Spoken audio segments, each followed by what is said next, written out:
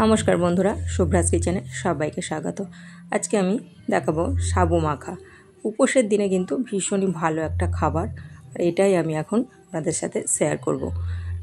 প্রথমেই আমি সাবুটাকে ভিজিয়ে ঘন্টা দেড়েক ভিজিয়ে রেখে দিয়েছিলাম। মাঝারি সাইজের সাবু নিয়েছি, আপনারা চাইলে বড় দানার সাবুও নিতে পারেন।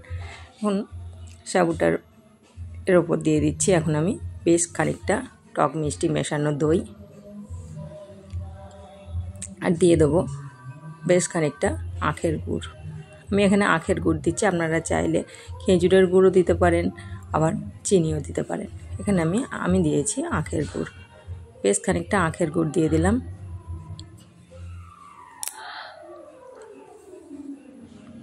এখন আখের গুড় আর দইটা দিয়ে সাবুটা আমি খুব ভালো করে মেখে নিচ্ছি।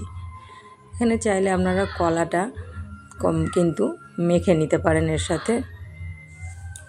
কলাটা মেখে নিয়ে আমি এখানে কলাটা মাখছি না।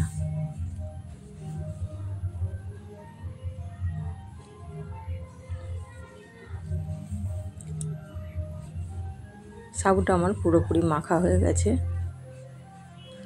এখন আমি এর উপরে দিয়ে দেব কলা। আমি ছোট ছোট করে টুকরো করে কেটে রেখে দিয়েছি কলা, দুটো কলা। আমি কলাটা এখন দিয়ে দিচ্ছি।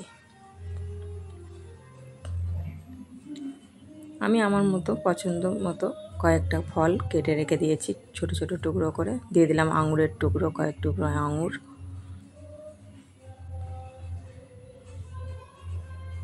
দিয়ে দেব তরমুজ, খুবই ছোট ছোট করে কেটে রেখে দিয়েছি।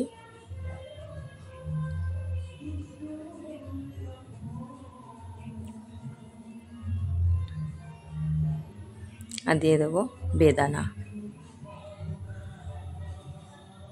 আপনারা চাইলে কিন্তু এর সাথে সন্দেশ বা অন্য কোনো মিষ্টিও কিন্তু এর সাথে দিতে পারেন।